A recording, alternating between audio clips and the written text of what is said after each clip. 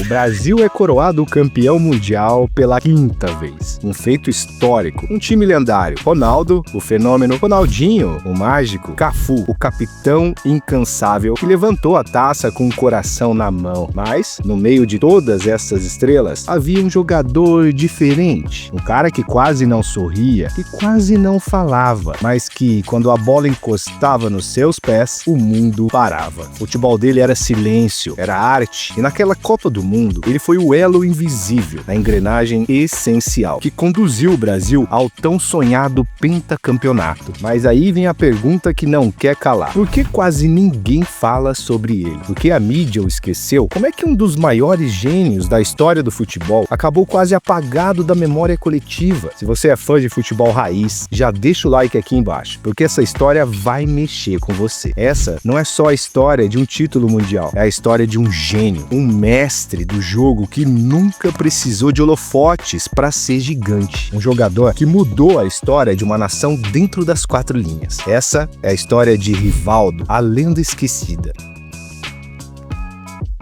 Rivaldo Vitor Borba Ferreira nasceu em 19 de abril de 1972, na periferia do Recife, em Pernambuco. Cresceu em uma favela, cercado por dificuldades, fome e quase nenhuma perspectiva. Ainda criança, perdeu vários dentes por causa da desnutrição. Suas pernas arqueadas eram reflexo da fome prolongada. Muitos diziam que aquele menino sequer conseguiria correr direito. Imagina jogar bola. Mas aquele garoto pobre carregava um sonho no peito. Queria dar uma vida melhor para sua família. Enquanto outros meninos da sua idade sonhavam em ser Pelé ou Zico, Rivaldo teve que amadurecer cedo. Desde pequeno vendia picolés nas praias do Recife para ajudar nas contas de casa. E sabe o que ele fazia no tempo livre? Aquilo que fazia o coração dele vibrar. Jogava bola nos campos de terra batida da periferia, ao lado de outras crianças como ele. E ali, naqueles campinhos improvisados, nasceu a mágica. Rivaldo tinha uma conexão natural com a bola, como se ela fosse uma extensão das suas pernas arqueadas. O mundo ainda não enxergava, mas seu pai via tudo. Seu Romildo Ferreira, percebendo o brilho nos olhos do filho, repetia como um mantra: um dia você vai tirar nossa família da pobreza. E esse dia começou a se desenhar em 1989. Com apenas 16 anos, Rivaldo teve sua primeira oportunidade real no futebol. Vestiu a camisa do Paulistano Futebol Clube, um time modesto da sua cidade, em Pernambuco, chamada Paulista. Era o começo de uma jornada épica. Aproveita e comenta aqui embaixo. Você lembra das atuações do Rivaldo? Qual foi o lance mais marcante que você viu dele? Quero reviver junto com vocês essa história que nunca deveria ter sido esquecida. A trajetória do Rivaldo ainda tem muitos capítulos incríveis que a gente vai contar aqui. Segura!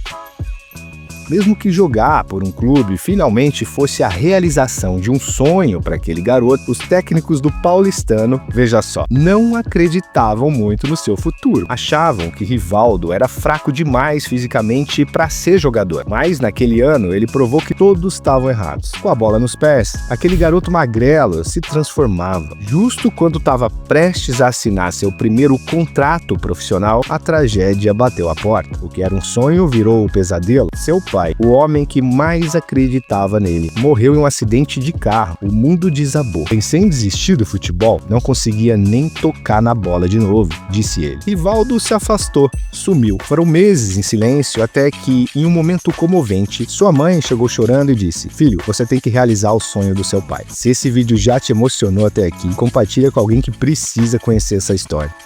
A dor poderia ter destruído Rivaldo, mas virou combustível. Em 1990, depois de brilhar num torneio local pelo Paulistano, chamou a atenção do Santa Cruz. Mesmo abalado, ele aceitou o desafio e assinou seu primeiro contrato profissional. E ali começou sua verdadeira ascensão. No Santa Cruz, Rivaldo encantava, leve, técnico, criativo, com uma atuação marcante no estadual daquele ano, ajudou o clube a conquistar o título e abrir portas maiores. Em 1992, foi para o Mojimirim. Lá, continuou brilhando, fez um dos gols mais bonitos da carreira, um craque em construção. Aí veio 1993 e com ele a chance de vestir uma das camisas mais pesadas do Brasil, o Corinthians. Rivaldo não sentiu o peso, marcou 11 gols no Brasileirão e levou para casa a bola de prata da revista Placar como um dos melhores meias do país. Ele estava pronto para o próximo nível e ele chegou. Ainda em 1993, Rivaldo teve sua primeira chance na seleção e não decepcionou. Marcou o gol da vitória vitória na sua estreia contra o México. Era o começo de um sonho. A expectativa era grande para a Copa de 94, mas uma atuação apagada no estadual do ano seguinte o tirou da lista final. Seu maior sonho virava frustração. Mas comenta aí, você teria desistido nessa hora ou continuaria?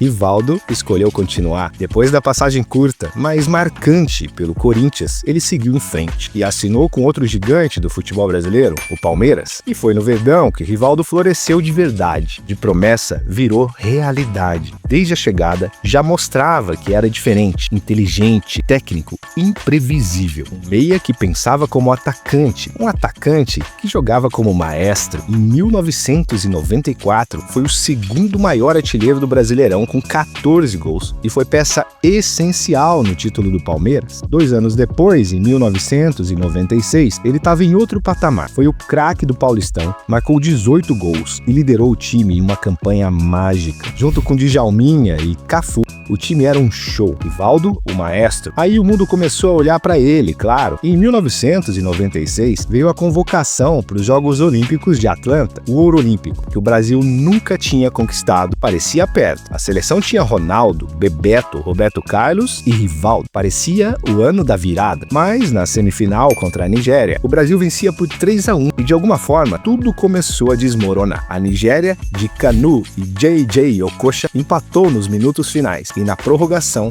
um erro mudou tudo. Rivaldo perdeu a bola no meio. Contra-ataque, gol, virada, eliminação. O Brasil estava fora. E Rivaldo virou vilão. A imprensa caiu matando. Torcedores o crucificaram. Chamaram de fraco, apagado, indigno da amarelinha. Mas ele não sumiu. Aquilo foi o estopim. Ainda em 1996, ele foi para a Europa. Deportivo La Coruña. Na Espanha, brilhou com 21 gols em 41 jogos. O mundo do futebol se curvou e o gigante veio bater a porta. Barcelona, em agosto de 1997, Rivaldo assinou com o clube catalão e ali virou lenda. A temporada 97-98 ajudou o Barça a conquistar a La Liga e a Copa do Rei. Com chutes de longe e dribles inacreditáveis, virou terror de zagueiros e carimbou seu nome na lista da seleção para a Copa de 98. Lá, marcou 3 gols importantes e levou o Brasil à final. Só que o Brasil esbarrou em um Zidane imparável. O sonho teve que esperar. De volta ao Barça, Rivaldo tinha uma missão: provar que ainda não estava acabado. Se você quer ver o que aconteceu depois, já se inscreve no canal e ativa o sininho. Ainda vem muita coisa dessa lenda chamada Rivaldo. Comenta aqui, qual foi o momento mais marcante dele, na sua opinião? Porque olha, foi na temporada de 98 e 99 que Rivaldo chegou ao topo do mundo. Dentro de campo, parecia que nada o parava. Foram 24 gols marcados na La Liga, liderando o Barcelona rumo a mais um título do campeonato espanhol. E mais do que números, foram atuações mágicas, daquelas que fazem a arquibancada levantar e o torcedor prender a respiração. Rivaldo estava assim imparável. O reconhecimento finalmente veio. Em 1999, o mundo do futebol se rendeu ao seu talento, eleito o melhor jogador do mundo pela FIFA e também vencedor da Bola de Ouro. Sim, o garotinho tímido e franzino que jogava descalço nos campos de terra do Recife agora era só o melhor do planeta. E se você também acha que Rivaldo merece mais reconhecimento até hoje, comenta aqui embaixo, Rivaldo eterno, porque mesmo no auge, seu maior sonho ainda parecia distante. Entre 1999 e 2002, ele seguiu sendo o Rivaldo que a gente conhecia, decisivo, técnico e sempre um passo à frente. Mesmo com o Barcelona vivendo uma fase turbulenta, sem levantar grandes troféus, Rivaldo continuava brilhando como uma estrela que não depende de contexto para brilhar. E foi na temporada de 2001 que ele escreveu um dos capítulos mais icônicos da história do futebol. Barcelona e Valência, última rodada da La Liga. O Barça precisava vencer para garantir vaga na Champions League. O jogo estava empatado, a torcida em silêncio, o relógio quase zerando. E aí, Rivaldo fez o impensável, um golaço de bicicleta no último minuto. O estádio explodiu, o mundo parou. E ali, naquele instante, Rivaldo mostrou que não era só talento, ele era instinto